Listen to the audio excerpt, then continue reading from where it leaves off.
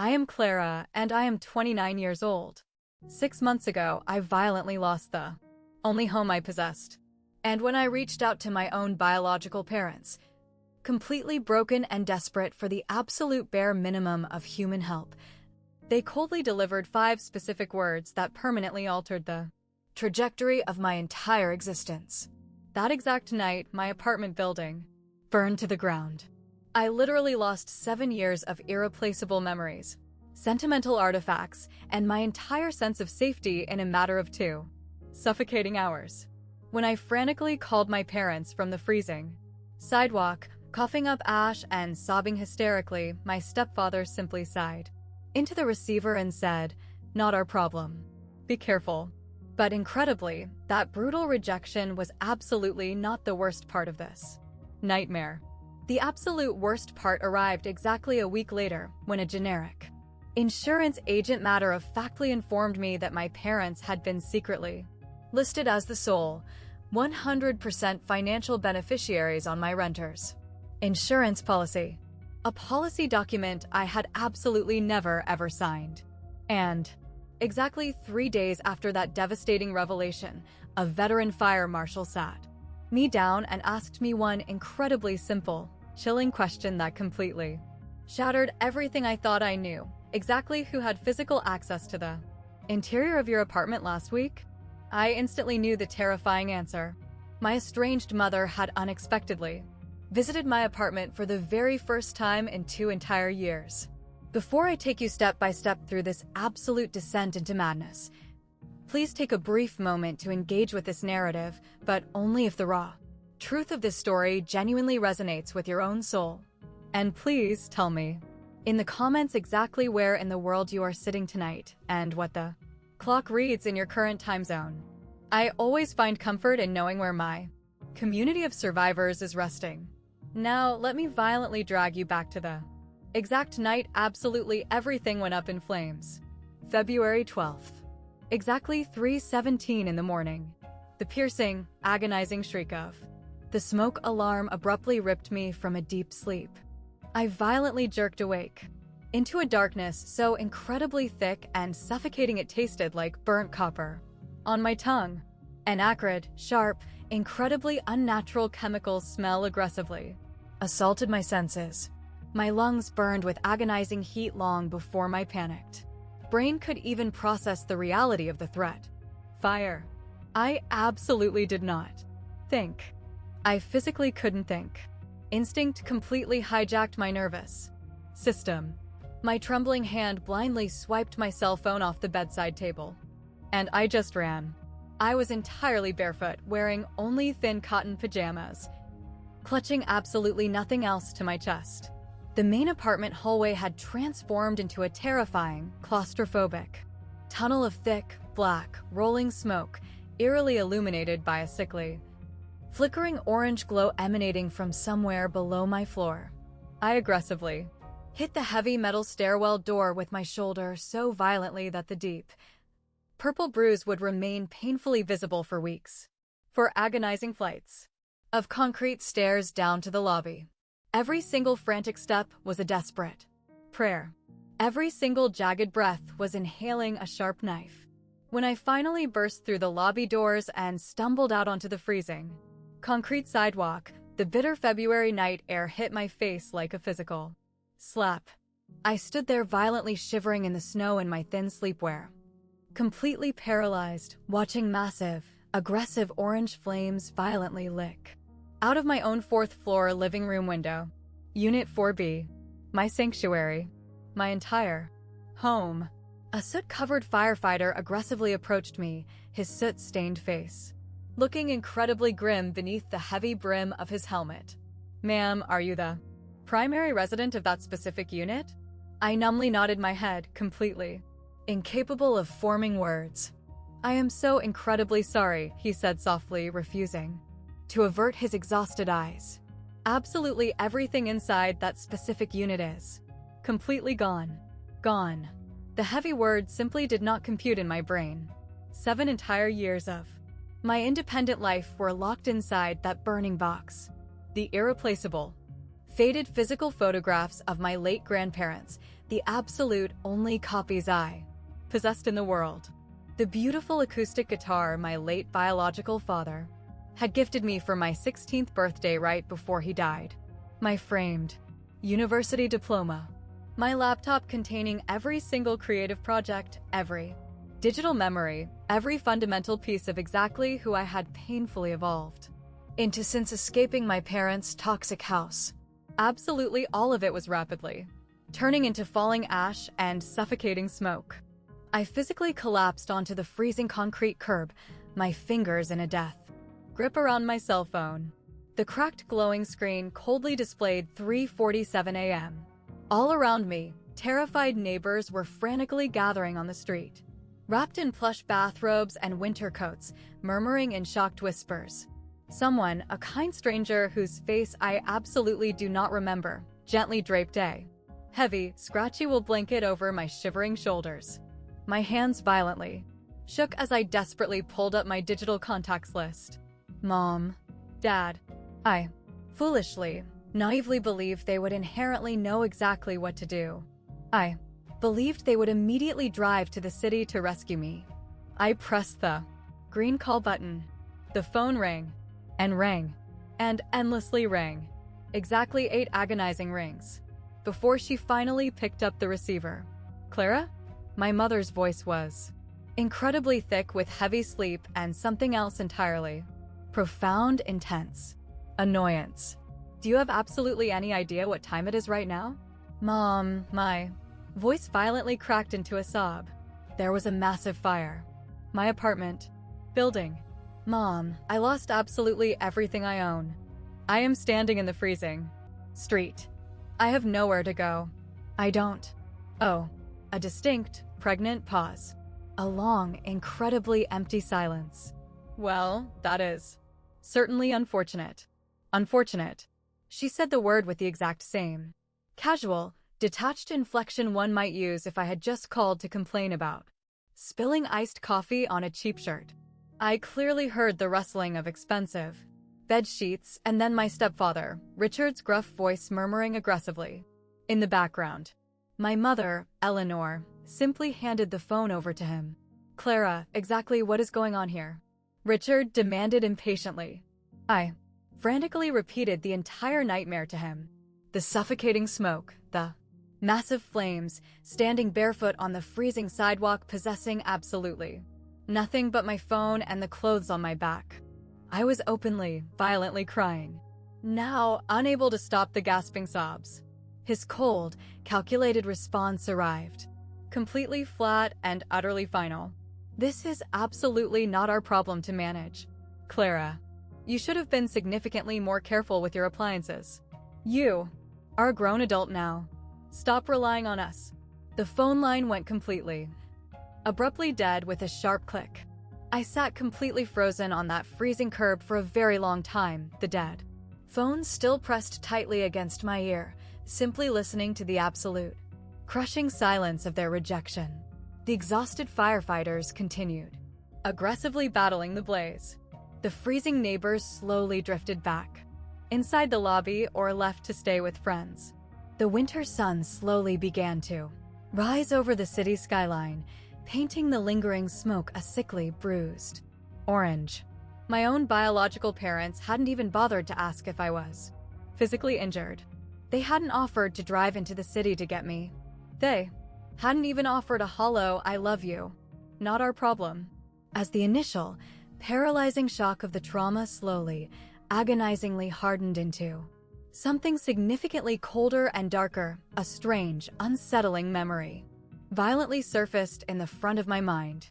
My mother, Eleanor, standing awkwardly inside my small apartment exactly 5 days ago. It had been her very first physical visit to my home in 2 entire years.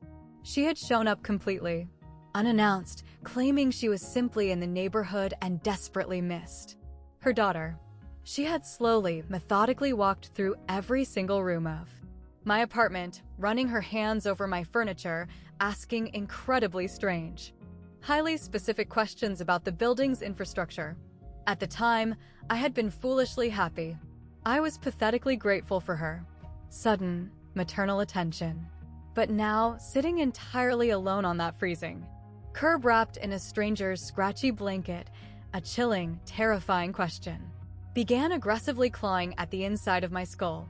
Why exactly had she really come to visit me that day? I aggressively tried to push the dark thought away. I told myself I was just being crazy, deeply traumatized, and dangerously paranoid. But the insidious question absolutely refused to leave me alone. Marcus, a kind, quiet coworker from my office, literally saved my sanity that first horrific week. He possessed a tiny spare guest room and an incredibly generous heart. He didn't ask a single probing question when I desperately showed up at his front door at 6 in the morning, my hair reeking of toxic ash, possessing absolutely nothing but my cell phone.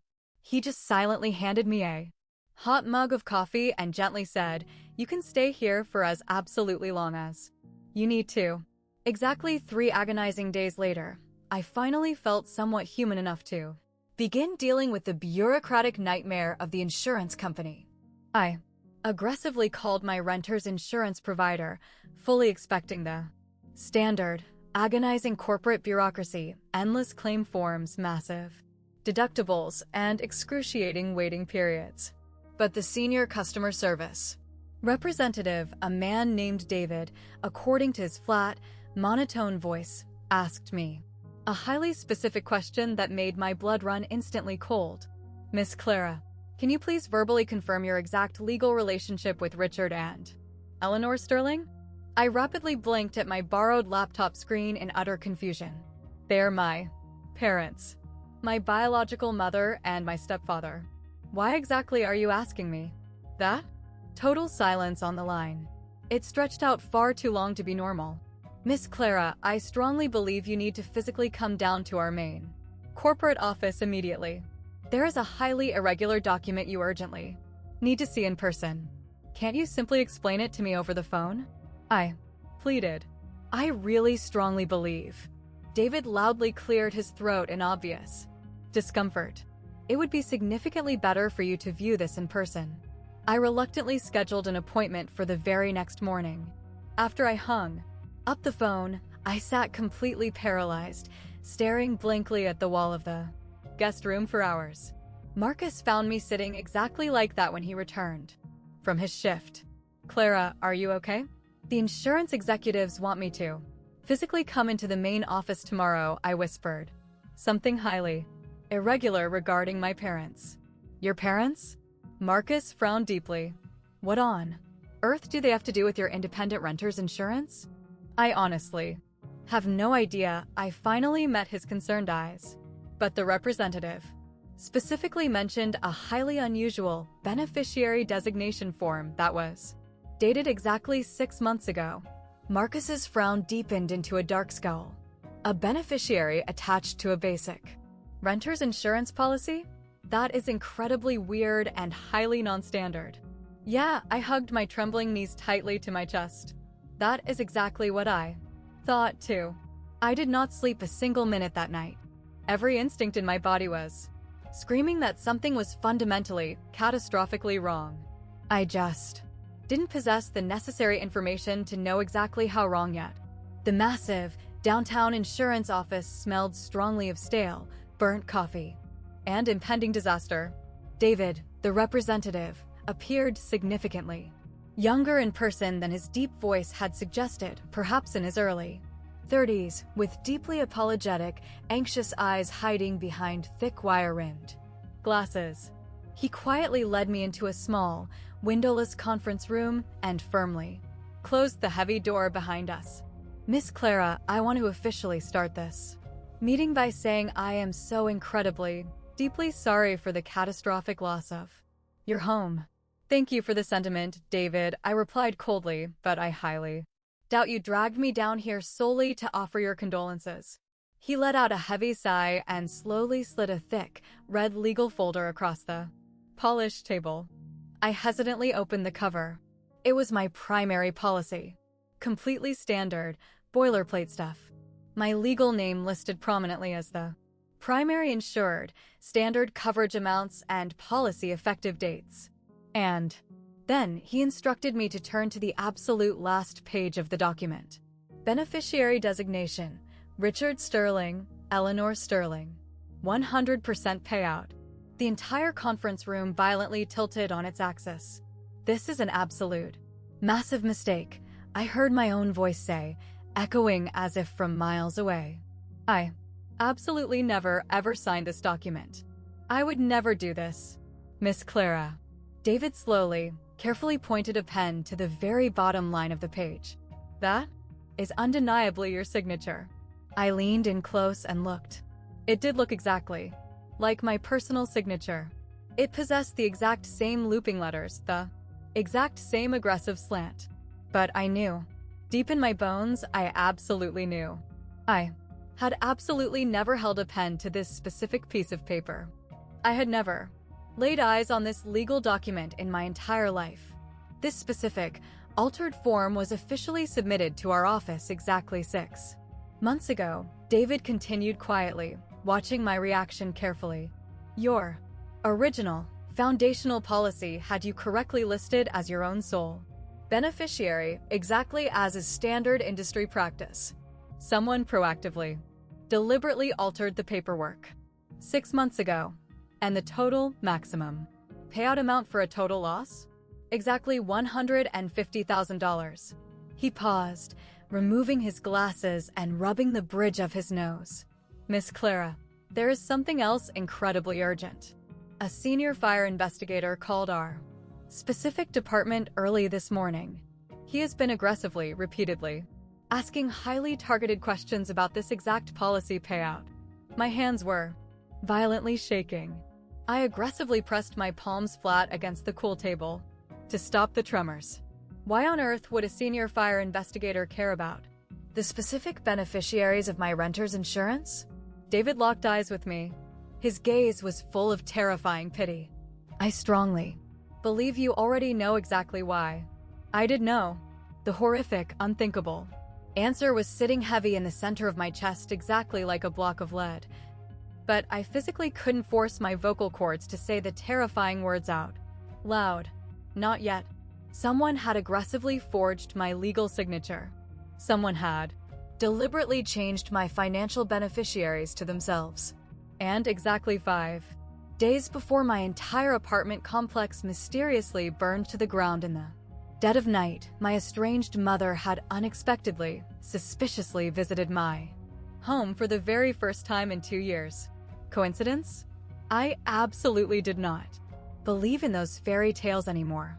Julian Vance looked exactly like what a seasoned, hardened fire investigator should look like.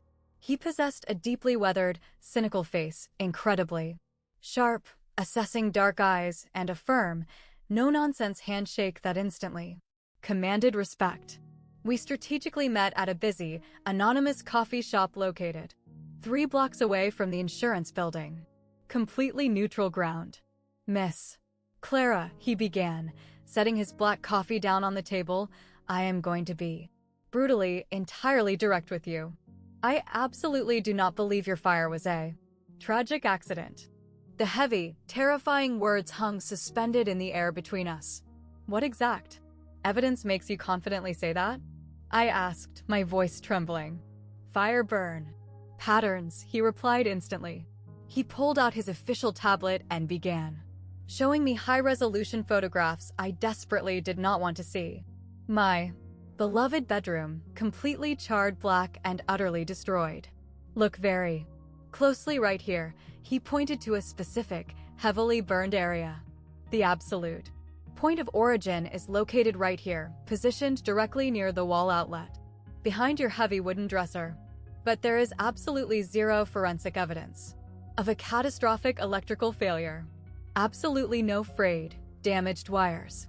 No aggressive power surge damage to the panel. What exactly does that mean in layman's terms? I asked.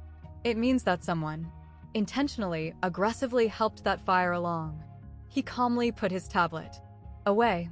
I have been investigating fires for 22 brutal years.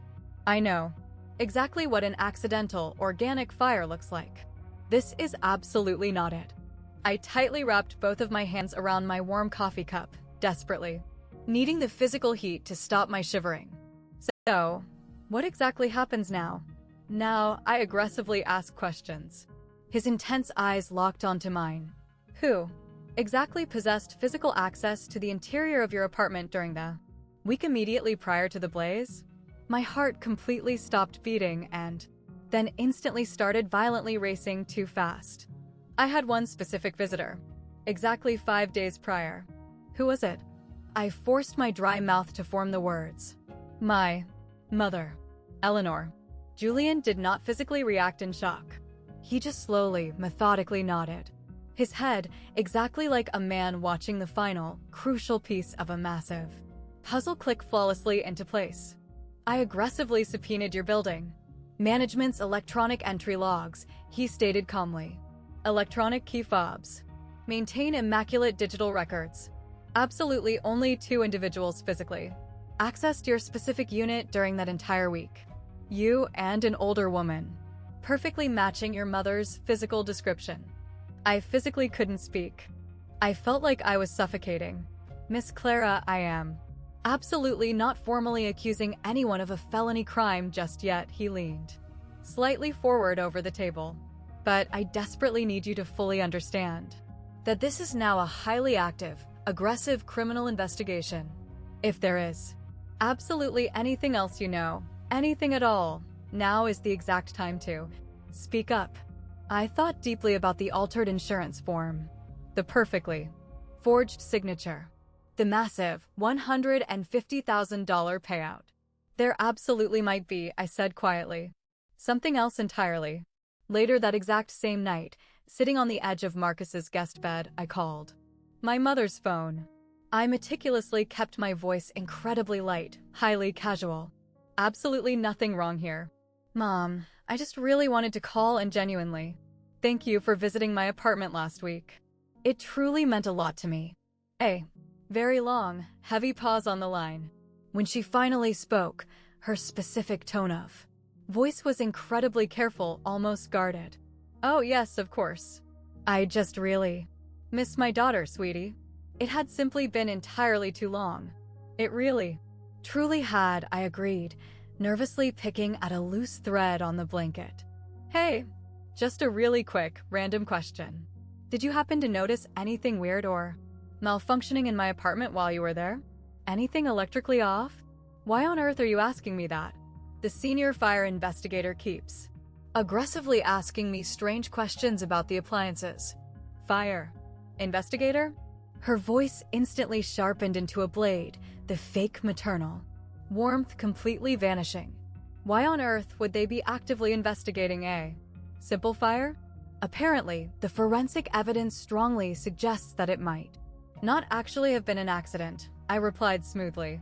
Total, suffocating silence on the line. I silently counted the agonizing seconds in my head.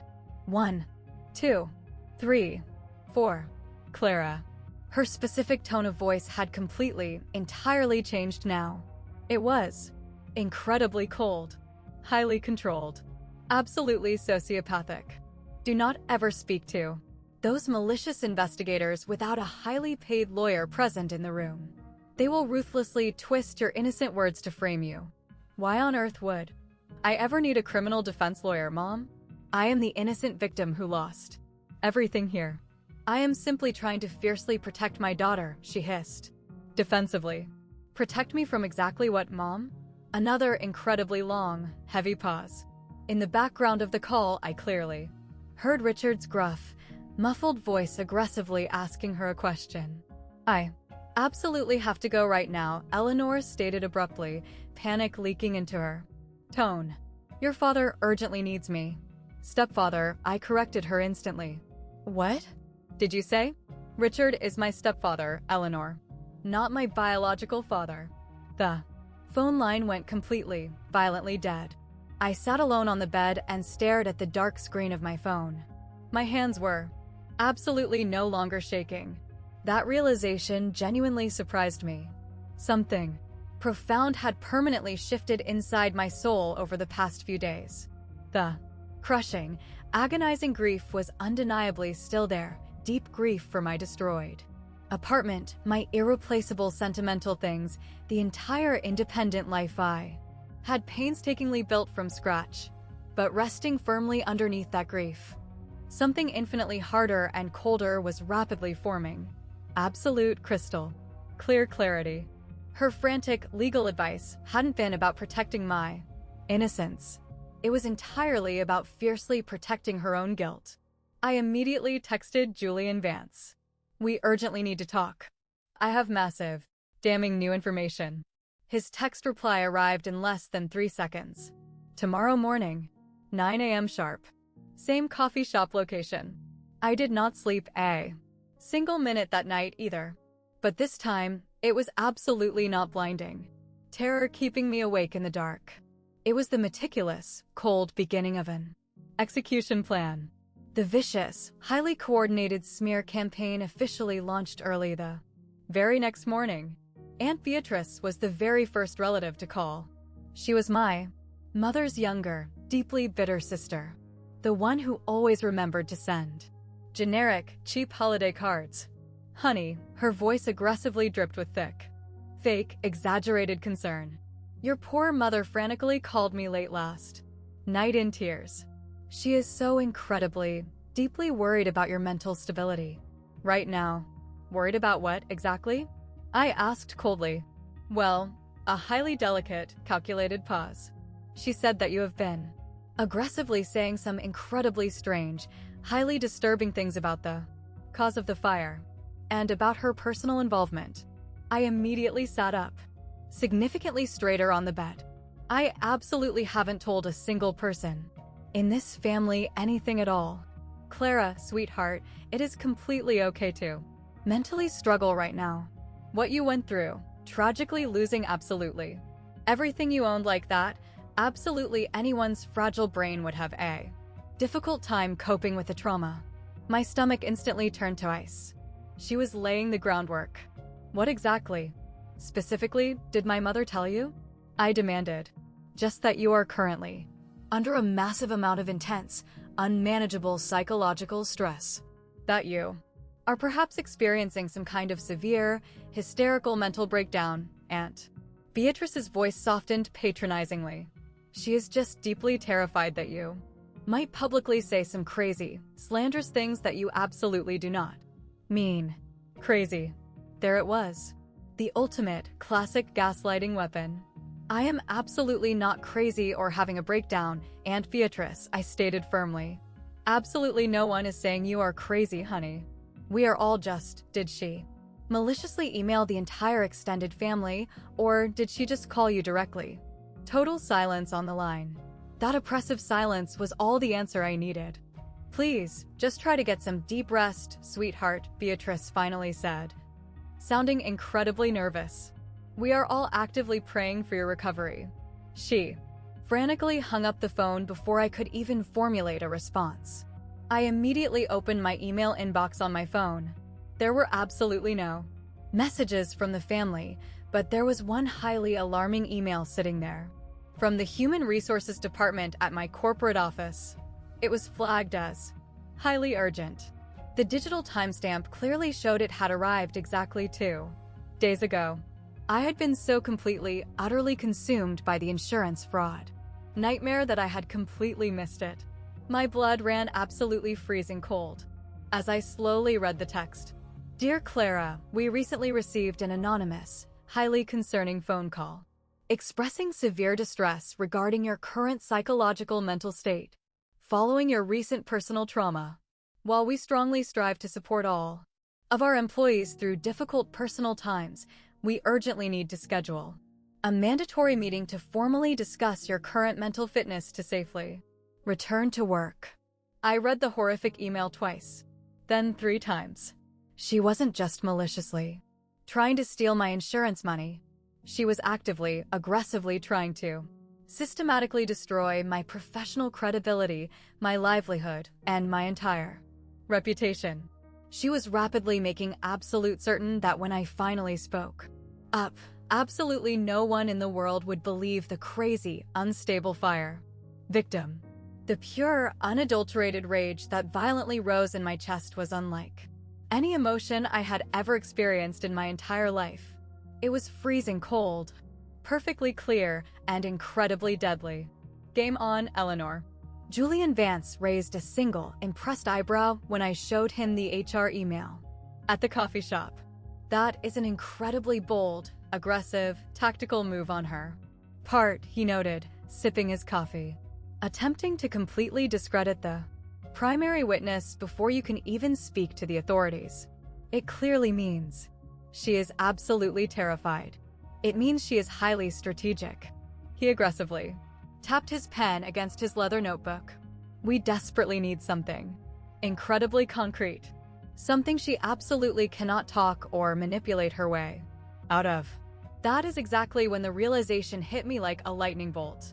The building, I said excitedly, leaning over the table. The management company officially installed brand new, high-definition security cameras in all the main hallways and stairwells just 2 months ago. Julian was already aggressively pulling out his cell phone. What is your building manager's exact name and phone number?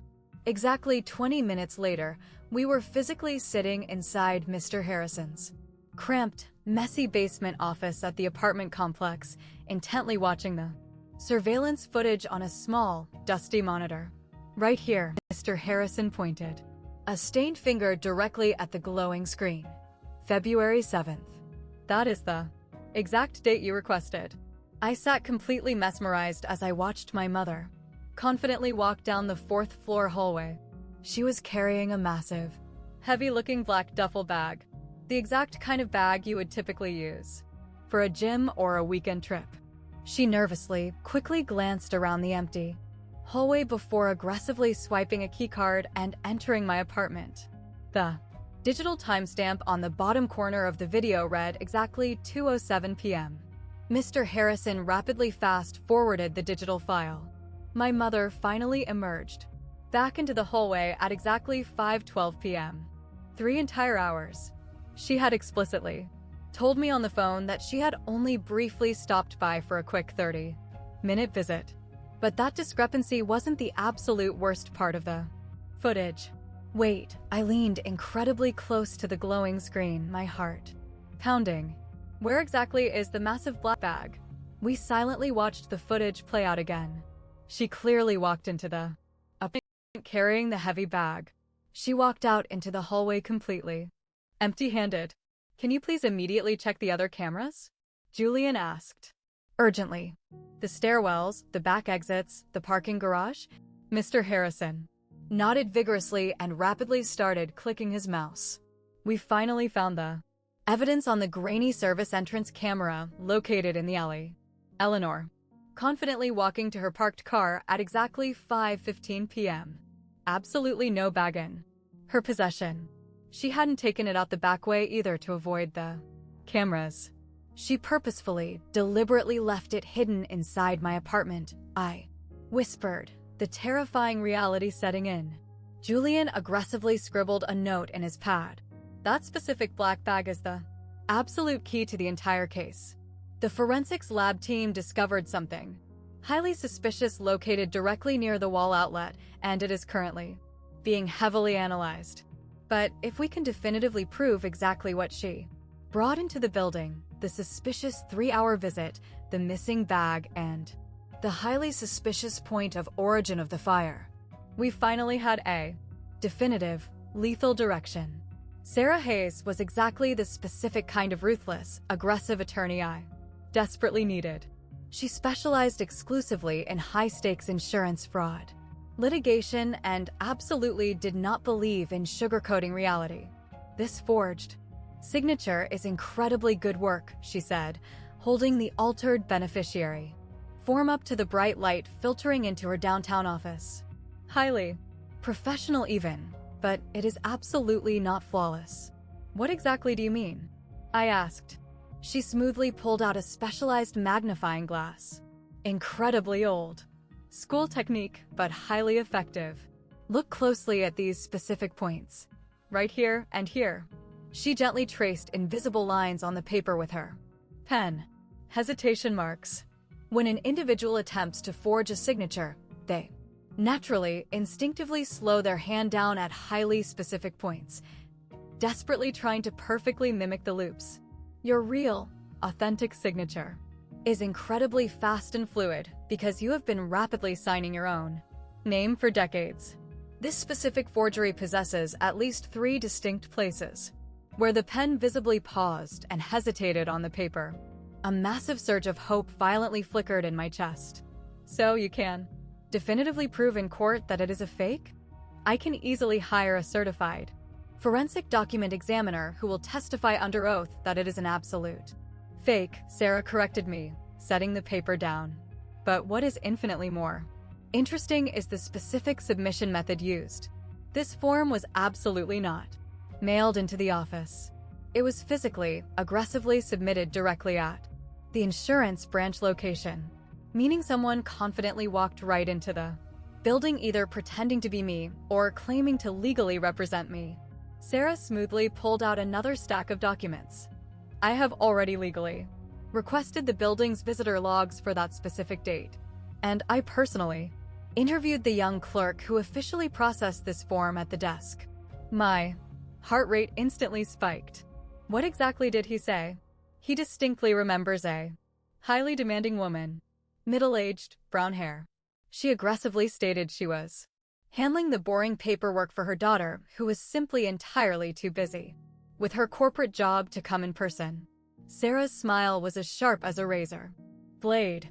Does that specific physical description and arrogant attitude happen to ring any bells? Brown hair. My mother had been obsessively dyeing her gray roots a dark chestnut brown for over 10 years. Can this clerk successfully identify her in a police lineup? I asked. He is more than willing to try for us.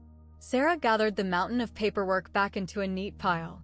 Between the high-definition security footage, the pending forensic signature analysis, and a highly cooperative eyewitness, your arrogant mother may have actually outsmarted herself into a prison cell. I let out a massive, shuddering breath I hadn't even realized I had been holding in my lungs. What exactly do we do now? Now, we simply wait patiently for her to arrogantly make her next massive mistake. We absolutely did not have to wait very long for the trap to spring. The formal invitation arrived exactly 3 days later. My mother's voice on the phone was incredibly honey-sweet, a specific, manipulative tone I immediately recognized from my childhood. The exact tone she only utilized when she desperately wanted something from me. Clara, honey, the entire extended family has been so incredibly, deeply worried about your mental health. I am personally hosting a very small, intimate gathering at the house this coming Sunday. Absolutely. Nothing fancy or overwhelming. Just the people who truly love you coming together to show our total support after the trauma you have suffered. I almost burst out laughing. Almost. A gathering at their massive house. Around 2 o'clock in the afternoon. Uncle Arthur, Aunt Beatrice, the older cousins. Absolutely everyone desperately wants to see your face. They want to make sure you are totally okay. Make absolutely sure I am the crazy, unstable one she actually meant. Ensure every single relative witnesses poor, hysterical, unstable Clara before I could ever utter a single damaging word about the insurance fraud. I will absolutely be there, I said, keeping my voice flat. Really? She physically couldn't quite hide the massive shock in her tone. That is incredibly wonderful, sweetheart. It will be so therapeutic and good for you to be surrounded by loving family. I aggressively hung up the phone and immediately dialed Julian's direct line. Do not physically confront her alone.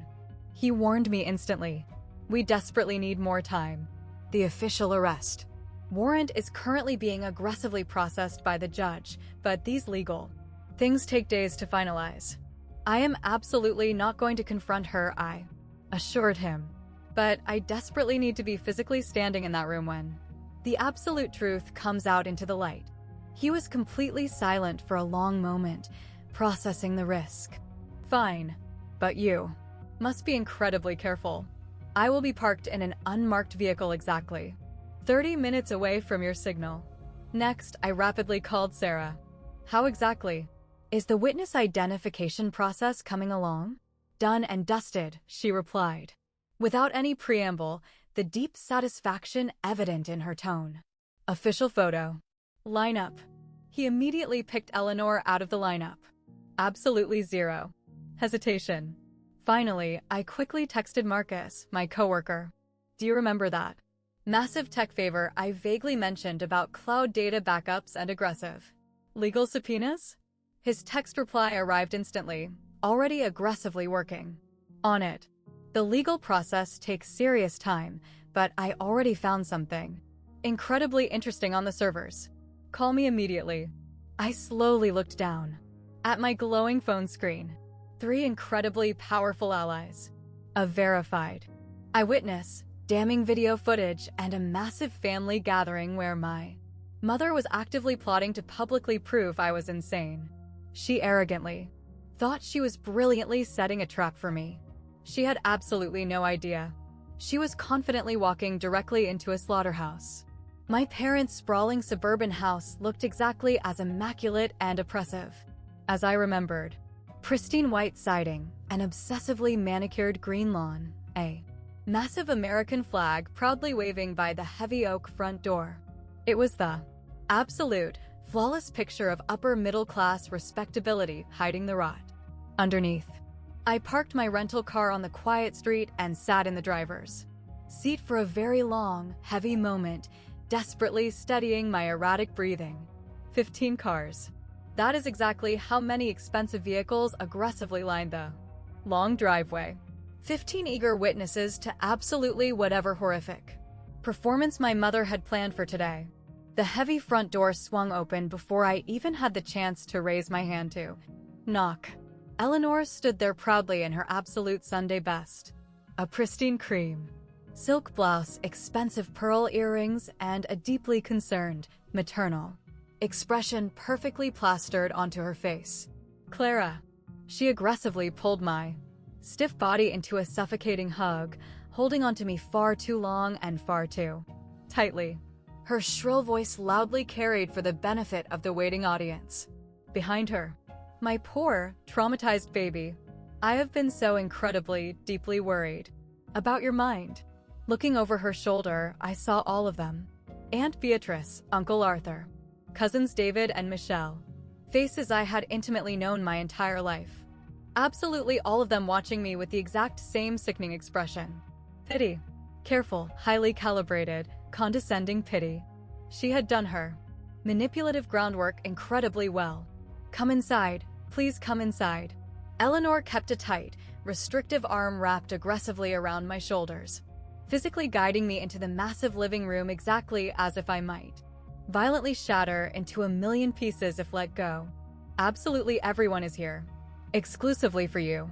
The entire room fell uncomfortably quiet as we entered the space.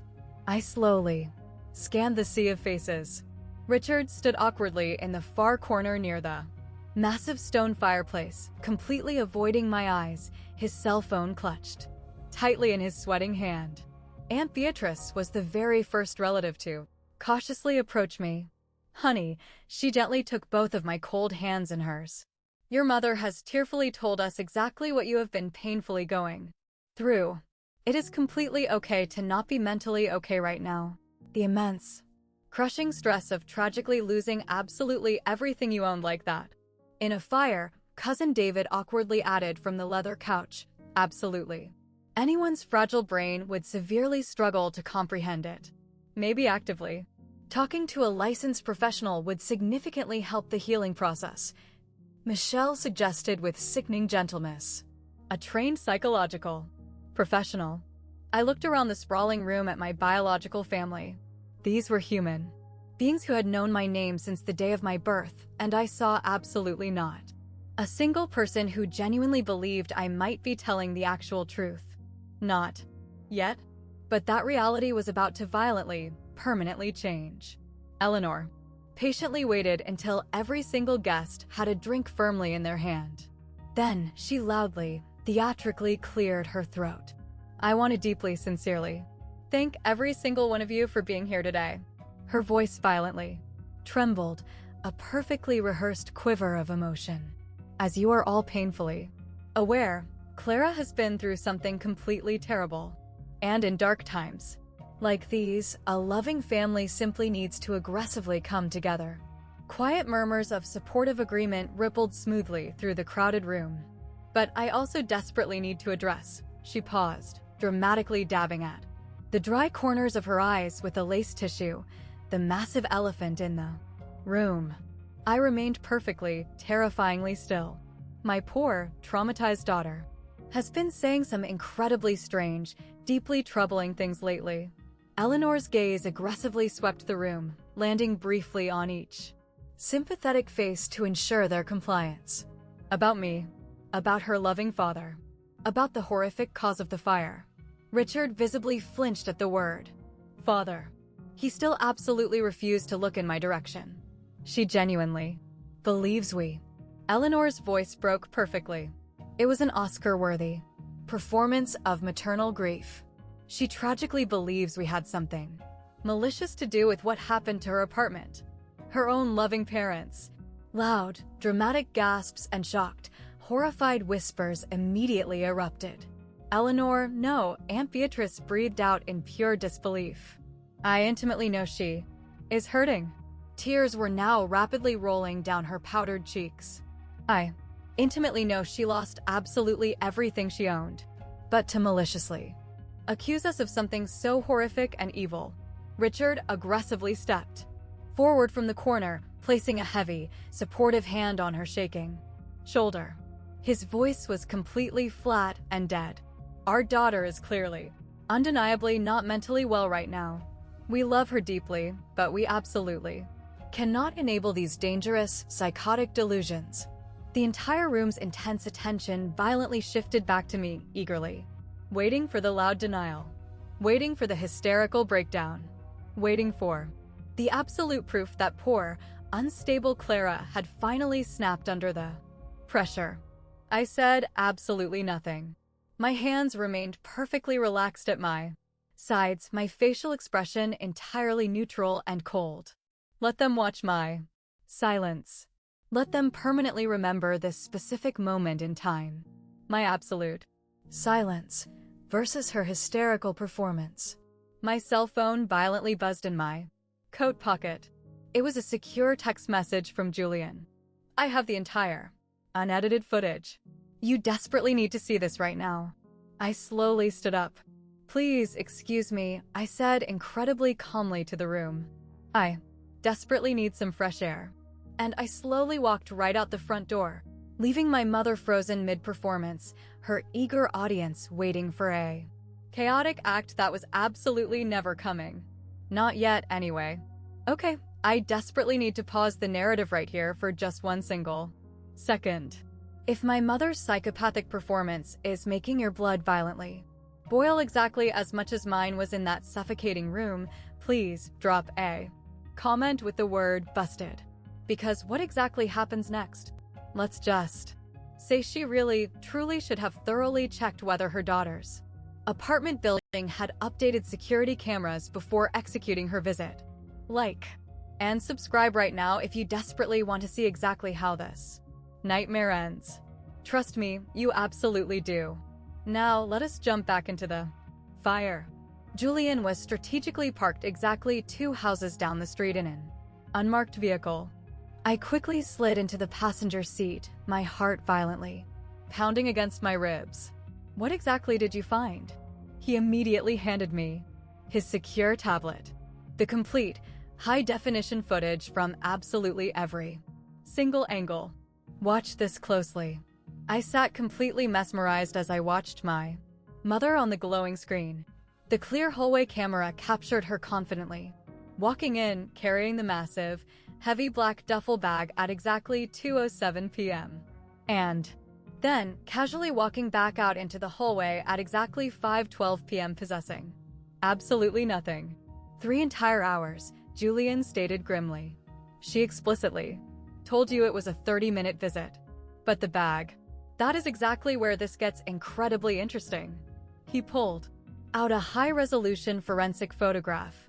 Charred, melted plastic, and complex wire fragments Fire investigators discovered this device completely melted near the wall outlet. It is a highly programmable digital timer, the exact kind you would plug heavy appliances into. My stomach plummeted to the floorboards. We aggressively traced the specific serial number on the melted casing to a recent batch sold at Harrison's hardware store, located exactly 3 miles from your parents' house. Another clear photograph suddenly appeared on his glowing screen. It was grainy, but undeniably clear security footage taken from a store checkout counter, exactly 8 days prior to your fire. A completely cash purchase.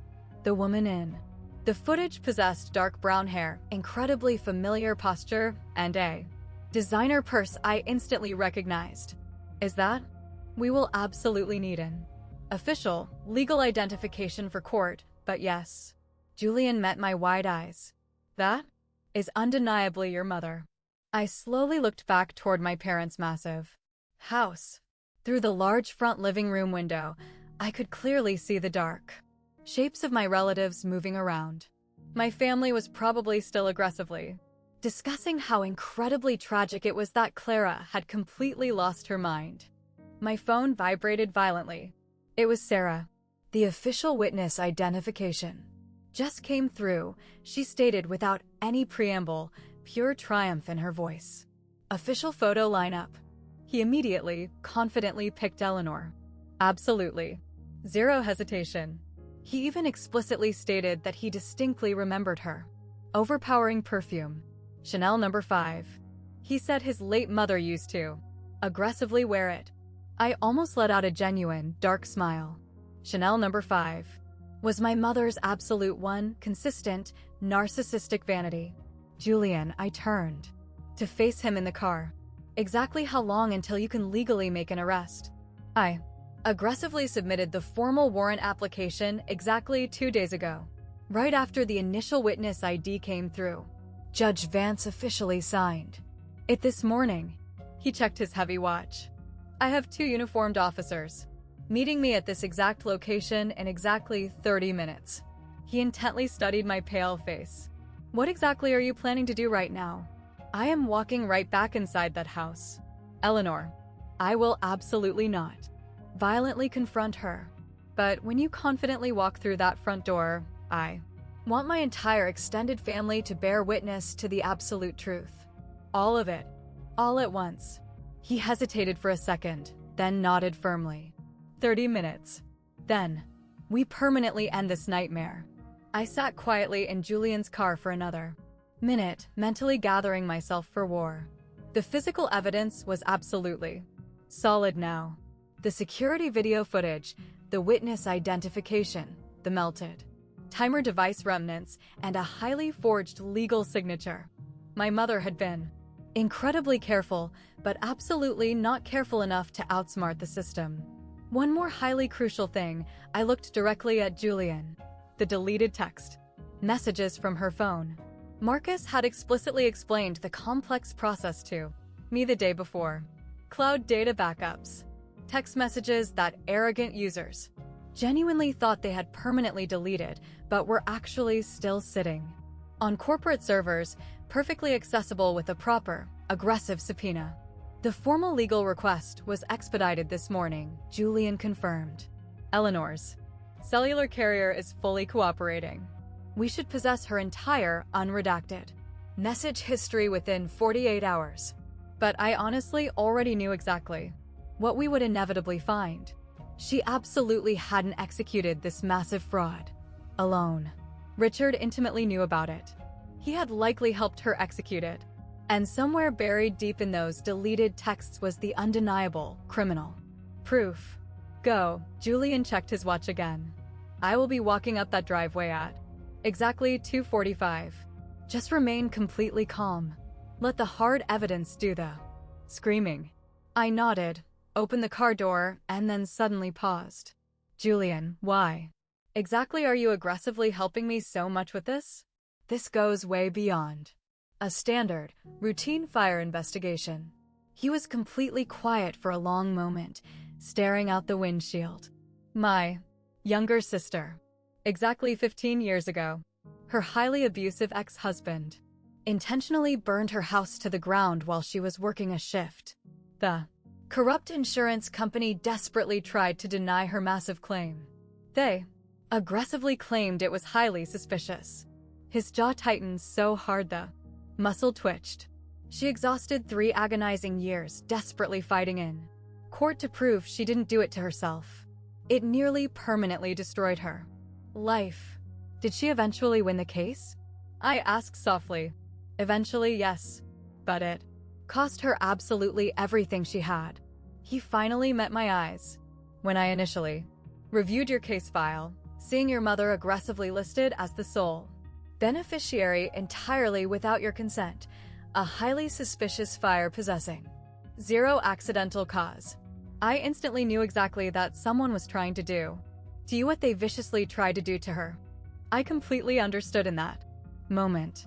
This wasn't merely a job for him anymore. This was a crusade. Thank you, I whispered. Do not thank me yet. Thank me when she is sitting in metal cuffs. I slowly walked back toward my parents' immaculate house. 25 minutes. Then absolutely everything in my universe would change. The crowded living room went dead silent the exact moment I confidently walked back in. Eleanor was still standing proudly at the absolute center of the room, clutching a lace tissue in her hand, aggressively playing the role of the deeply wounded, tragic mother. But something dark and terrified violently flickered deep in her eyes. When she finally saw my face, I wasn't hysterically crying. I wasn't violently shaking. I wasn't behaving anything like a fragile woman on the terrifying verge of a complete psychological breakdown. Clara, honey. She recovered her performance incredibly quickly. Are you feeling any better? Do you desperately need a glass of water? Actually, Mom, I have a very simple question for you. The entire room instantly tensed. 15 pairs of eager eyes fixed intensely on my face. When you unexpectedly visited my apartment last month, I kept my voice incredibly calm, casual, conversational. Why exactly did you stay inside for 3 entire hours? You explicitly told me. On the phone, it was only a quick 30-minute visit. Eleanor rapidly blinked. What? I honestly do not remember exactly how long I was there.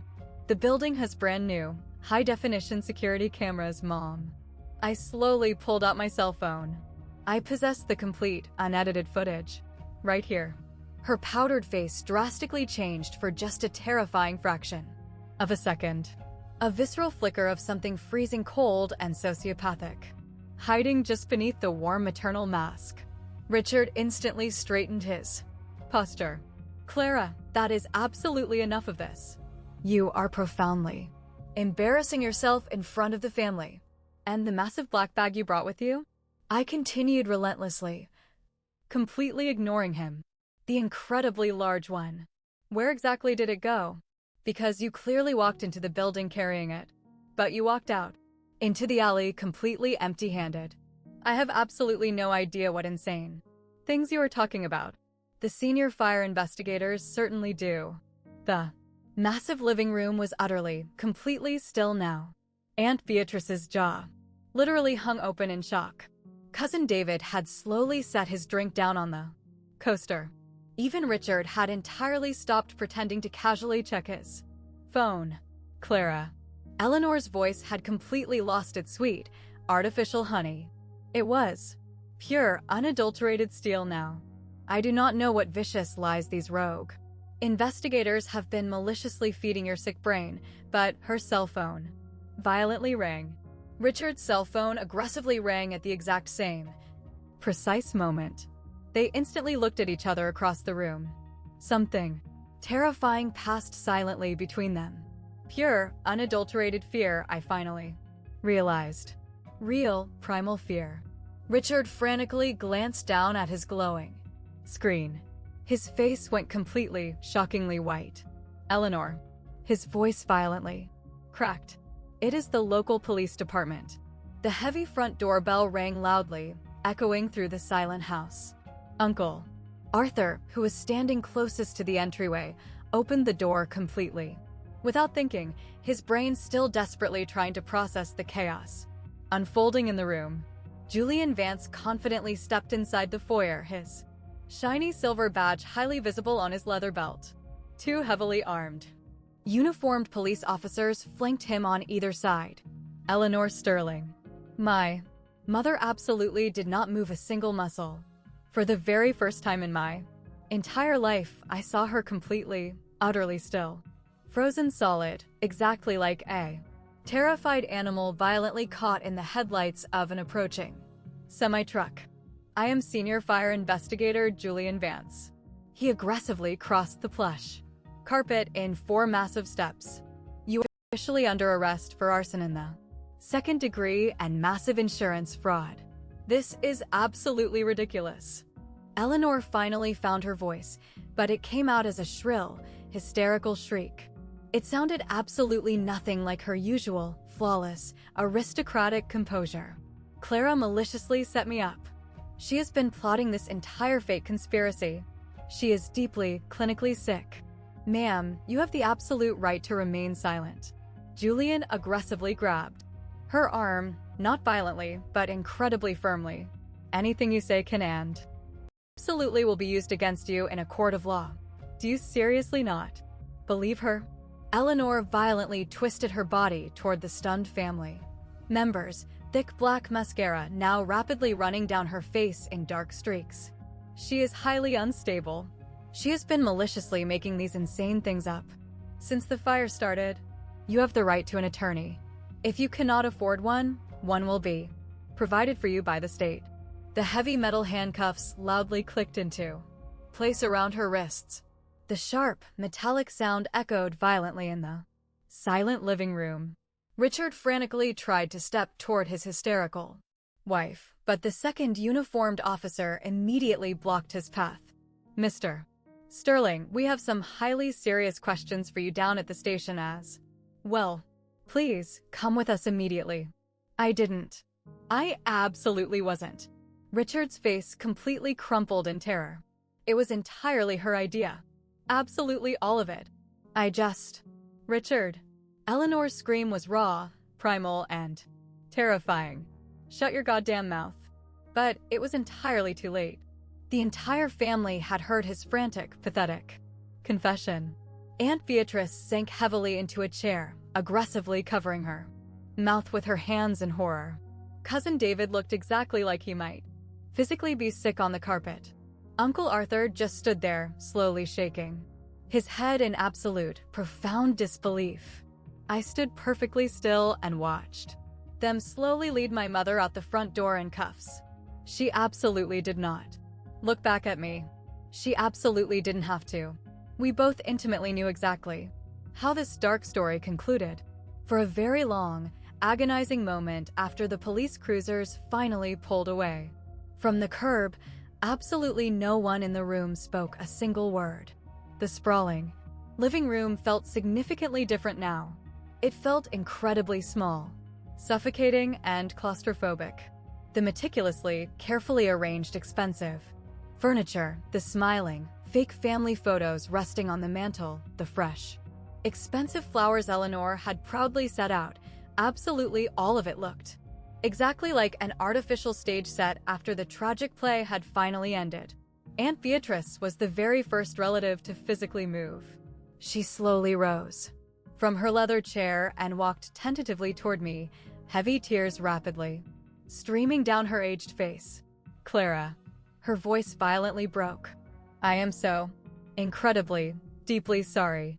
I absolutely should have listened to you. I should have. You didn't know the truth. I absolutely should have asked questions. She gently took both of my cold hands in hers. You are my own flesh and blood niece. And I blindly believed her lies. I have always blindly believed her. Cousin David cautiously approached me next. I honestly cannot even begin to believe that she would physically do something so evil. He couldn't even force himself to finish the horrifying sentence. She absolutely did. I stated it simply. There was absolutely no burning anger in my voice anymore.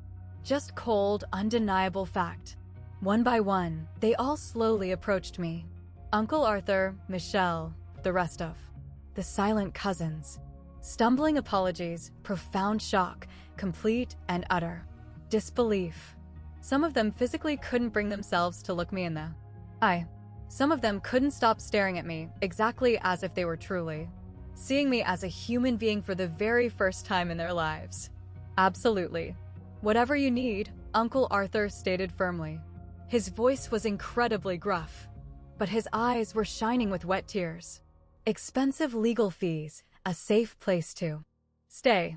This family will absolutely help you rebuild. The real, true family. I thought deeply about that specific word. Family. Exactly what it meant and exactly what it truly should mean. Thank you, I said softly. But I desperately need some quiet time to figure out exactly who my real family actually is right now. Absolutely no one attempted to argue with me. I slowly walked out the heavy front door and stepped into the bright, freezing February sunlight. The bitter, cold air felt incredibly clean and pure inside my lungs after enduring the suffocating, toxic warmth inside that house. My phone buzzed in my pocket. It was Sarah. She is currently being heavily processed down at the station right now, she stated without any preamble. Formal bail hearing is scheduled for tomorrow morning. Richard is already aggressively talking to the detectives. He is frantically trying to cut a desperate plea deal to save himself. I slowly looked up at the winter sky. It was a clear, piercing, endless blue. Good, I said softly. Let the coward talk. Exactly 2 days later, I sat directly across from Sarah in her sleek downtown office, a massive stack of legal documents resting ominously between us on the desk. The criminal case is absolutely rock solid, she stated confidently. We have undeniable video evidence physically placing Eleanor at the scene of the crime. An eyewitness identification on the forged insurance signature. The melted timer device remnants perfectly matching a cash purchase made near their suburban home. And now, she slowly slid a piece of paper across the polished desk. Richard's sworn, signed statement. I read the document carefully. The black words blurred together at first and then sharpened into horrifying focus. Eleanor confidently came up with the entire plan after we violently fell behind on our mortgage payments. The massive underground gambling debts. That failure was my fault. But she swore to me this would miraculously fix absolutely everything. She explicitly said Clara possessed excellent insurance coverage. She swore absolutely no one would get physically hurt. No one would get physically hurt. I slowly set the paper back down on the desk. What is the potential legal damage for Eleanor? Arson in the 2nd degree. That is a highly aggressive Class B felony in this state, plus massive insurance, fraud, forgery, and criminal conspiracy. She is currently looking at 8 to 12 brutal years in a state facility, with a negotiated plea deal, probably a mandatory minimum of 6 years. And Richard? Criminal conspiracy charges. He absolutely knew about the malicious plan and actively helped cover it up after the fact. He is looking at 2 years of strict probation and mandatory court-ordered gambling addiction treatment. Sarah paused, leaning forward. He aggressively agreed to testify against her in court to save his own skin. I nodded slowly, processing the carnage. The insurance payout is already being officially redirected by the corporate office. You are the sole rightful beneficiary. You always were. The company is actively cooperating fully with the investigation. $150,000 minus my modest legal fees should be securely deposited into your account within 60 days. I thought deeply about that massive sum of money. What it truly, horrifyingly, represented. Absolutely everything I had lost, coldly converted into a numerical value. I demand an ironclad restraining order, I stated firmly. Against absolutely both of them. That can easily be legally arranged by tomorrow. And I won this entire circus kept incredibly quiet. Absolutely no media circus. Sarah nodded in agreement. The court frequently conceals certain sensitive records, especially given the highly toxic, familial nature of this specific case. I stood up and looked out her massive office window at the sprawling city far below. Thousands of innocent people walking the streets, living their chaotic lives entirely unaware of the darkness. Thank you so much, Sarah. You did all the heavy lifting, she replied with a small smile. I just expertly handled the boring paperwork. Quick check-in, everyone. If you have ever been forced to completely sever ties with toxic family members simply to preserve your own sanity, please type I had too in the comments below, because I intimately know that I am absolutely not alone in surviving this nightmare. And if this horrific story is hitting incredibly close to home for you tonight, please share it with someone who desperately needs to hear that setting ironclad boundaries isn't a betrayal of family. It is sheer, necessary survival. Okay, let me tell you exactly what happened in the aftermath. News travels incredibly fast in small, elite communities. Within 2 short weeks, absolutely everyone in their social circle knew the truth. The prestigious church my mother had faithfully attended for 30 years, the elite book club she had proudly hosted, the wealthy neighbors who had always admired her pristine garden, all of them were viciously whispering behind closed doors. Aunt Beatrice continuously kept me aggressively updated, regardless of whether I actually wanted to hear the toxic gossip or not. The senior pastor explicitly asked her never to return to the congregation, she told me over coffee one afternoon. He stated it was simply far too highly disruptive and scandalous for the community. Can you even imagine the humiliation? Eleanor, the woman who proudly organized the massive Christmas charity bazaar for a decade. I could easily imagine it. I could imagine the crushing shame very, very well. Richard permanently lost his lucrative corporate job, she continued her report. The wealthy store owner absolutely didn't want the toxic negative publicity associated with his brand. And someone actually maliciously spray-painted the word thief on their suburban garage door in the middle of the night. They had to pay to repaint it twice. I did not feel any sense of triumphant satisfaction. I did not feel a drop of pity either. I just felt an incredibly hollow, dark kind of nothingness.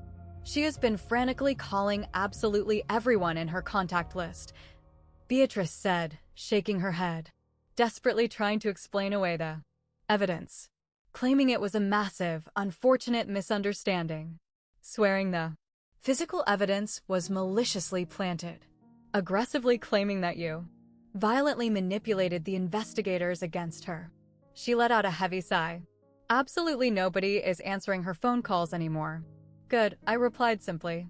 Beatrice slowly reached across the small cafe table and gently took my hand.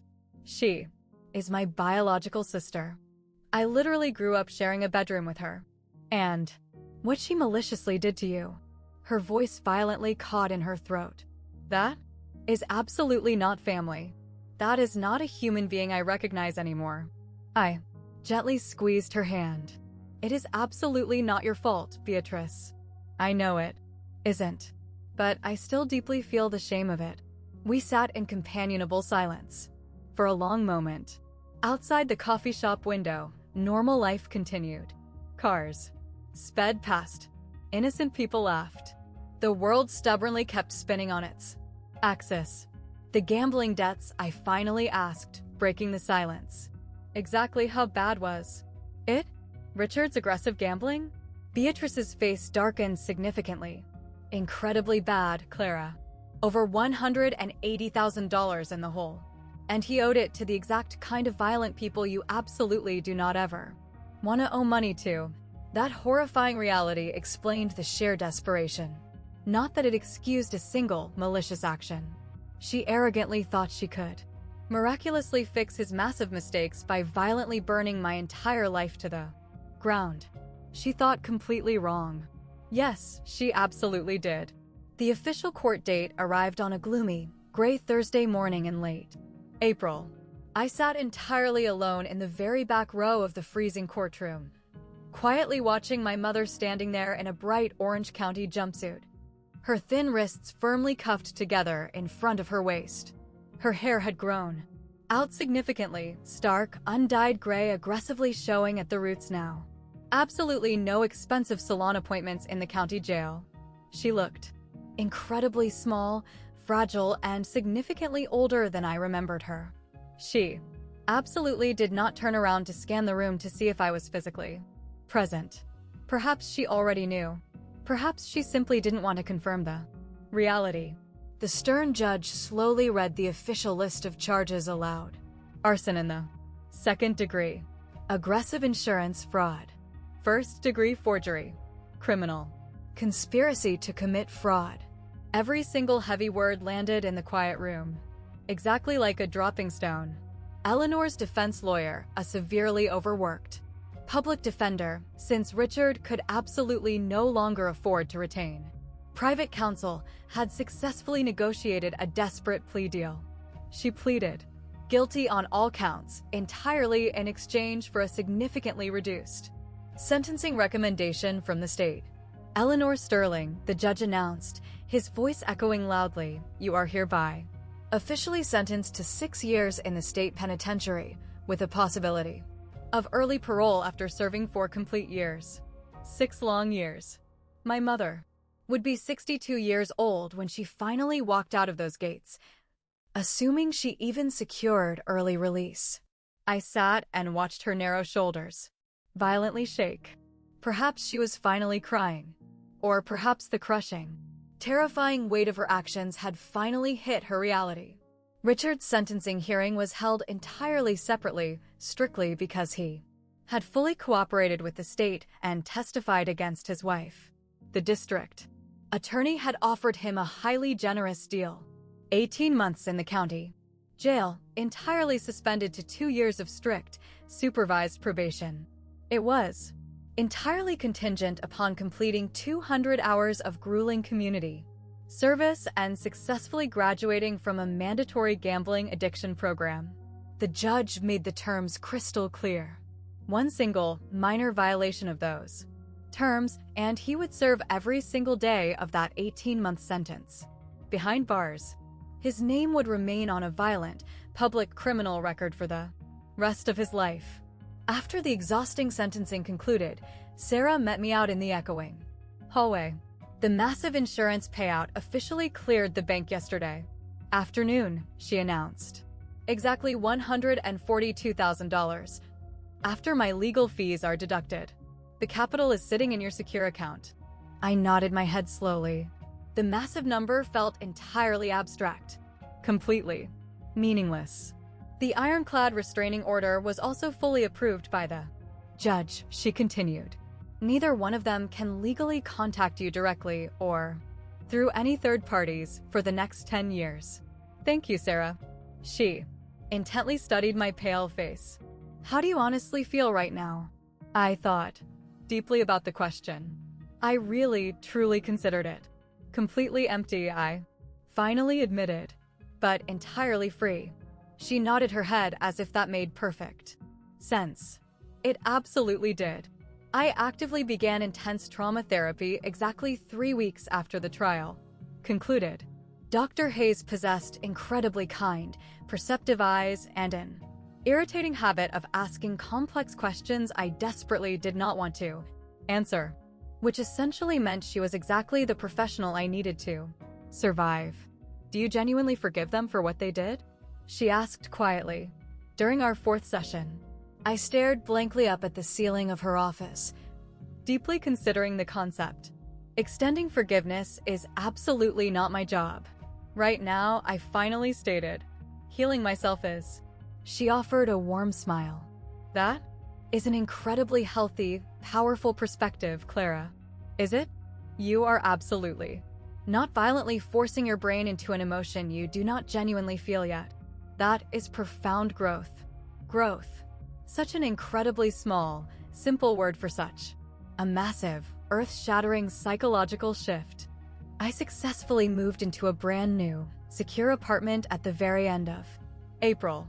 It was significantly smaller than my old place, a cozy studio located in a Much quieter, safer neighborhood, but it featured heavy deadbolts, a state-of-the-art security system I personally selected, and most importantly, absolutely zero toxic memories. Marcus generously helped me move all of my new boxes in. Aunt Beatrice sent a massive bouquet of vibrant flowers. Uncle Arthur awkwardly dropped off a homemade casserole, stood incredibly uncomfortably in my tiny kitchen for a few minutes, and simply said, "Call me if you ever need absolutely anything." I eventually bought a brand new acoustic guitar. It was absolutely not the exact same brand or model as the beloved one my late biological father had gifted me. Absolutely nothing could ever magically replace that specific instrument. But when I sat alone and played it in the dark, I could almost hear his voice again. I could hear his patient voice gently teaching me the complex chords, and his warm laugh when I inevitably messed up the progression. Some precious things absolutely cannot be recovered from the ashes. But you can always build beautiful, new things in their place. The terrifying nightmares slowly, mercifully faded over time. The suffocating black smoke and the roaring fire. My mother's cold, calculating face. The sound of Richard's dead, dismissive voice on the phone. They violently visited my sleep less and less frequently. Some nights, I actually managed to sleep straight through until the morning light. Family, I finally firmly decided, is absolutely not about shared blood. It is entirely about conscious choice. It is about exactly who physically shows up for you, who fiercely protects you, who implicitly believes you when the entire world is screaming that you are crazy. My biological mother maliciously attempted to destroy my entire life for a payout. My chosen family fiercely helped me survive the flames. That was more than enough. That was absolutely everything. The handwritten letter arrived exactly 2 months after the sentencing hearing. I instantly recognized the stark return address stamped on the corner. State Women's Correctional Facility. It was my mother's distinct handwriting on the envelope, significantly smaller and much neater than I remembered, exactly as if she had taken painstaking, obsessive care in writing it. I almost immediately threw it directly into the garbage can unopened. But something deep inside my gut made me stop. I sat down heavily at my small kitchen table and slowly read the words. Dear Clara, I have had a massive amount of quiet time in this cell to deeply think about the horrific things I did to you. About everything I permanently lost. You absolutely have to understand, Clara, I was incredibly desperate. Your father's massive gambling debts were completely, violently crushing us. And I foolishly thought, I am absolutely not making pathetic excuses for my actions.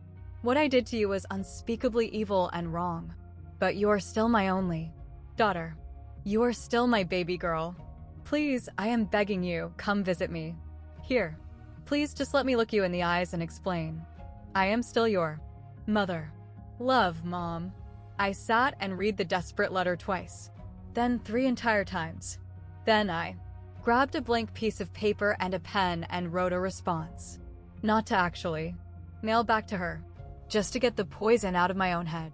Eleanor, you were biologically my mother.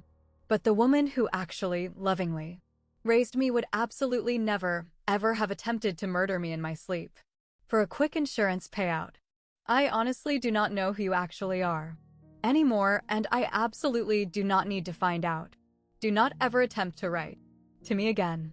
I carefully, meticulously folded the paper and tucked it safely away inside my desk drawer. Maybe someday, in the distant future, I would actually mail it. Maybe not. Then I officially, legally blocked the prison's incoming mail from reaching my address through the post office. It was a professional, clean, and entirely final boundary. Marcus came over to my apartment that evening for a quiet dinner. He immediately noticed the stamped prison envelope resting in my garbage can. From her? He asked gently. Yeah, are you doing okay? I thought deeply about his question. I truly, genuinely considered my mental state. I am doing significantly better. Then okay, I said softly. I am finally free. He smiled warmly. Do you want some Help making dinner tonight? Please. We cooked together in my tiny, cramped kitchen. Simple pasta with fresh vegetables. Absolutely nothing fancy or extravagant. Soft music was quietly playing from my new wireless speaker. My brand new guitar was leaning peacefully against the wall. It was absolutely not the grand, perfect life I had originally planned for myself. It was infinitely better. I am currently sitting in my new apartment, quietly looking out the window at the glittering city lights below. It has been exactly 6 months since the fire violently consumed my life. 4 months since the criminal trial concluded. An entire lifetime since I finally stopped foolishly believing that blood family automatically equated to safety. Sometimes, in the quiet moments, I still deeply think about absolutely everything I lost. The faded photographs that can absolutely never be reprinted. The beloved guitar that sang beautifully with my late father's voice. The incredibly naive, foolish belief that my own mother loved my life infinitely more than she loved money. Those things are permanently, irrevocably gone. But here is exactly what I found in the ashes. A fierce, unbreakable strength I absolutely did not know I possessed in my bones. Loyal friends who transformed into a real, chosen family. The unshakable ability to fiercely trust my own instincts, even when absolutely everyone around me violently swore I was wrong.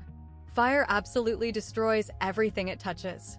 Everyone knows that simple fact. But what they absolutely do not tell you is that fire also profoundly reveals the truth. It ruthlessly burns away the fake surface, the polite pretenses, the massive lies, and the carefully, meticulously constructed social images, and forcefully shows you exactly what is hiding underneath the rot. My mother's love was entirely, highly conditional. It absolutely always had been. The fire just finally, violently showed me the exact, literal price tag she had placed on my head.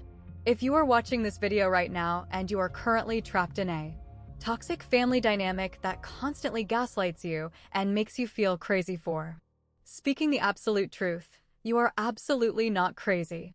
You are simply wide awake. And being wide awake to the horror is utterly terrifying at first.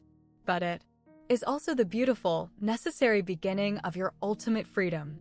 I am Clara. I am 32 years old. And my own biological mother maliciously attempted to burn down my entire apartment for a quick insurance payout. She utterly failed. Not necessarily because I was infinitely smarter, and not simply because I was incredibly lucky. She failed because I finally, permanently stopped protecting the exact people who would absolutely never, ever protect me. That is the absolute hardest lesson to learn in this life, and unequivocally the most important one.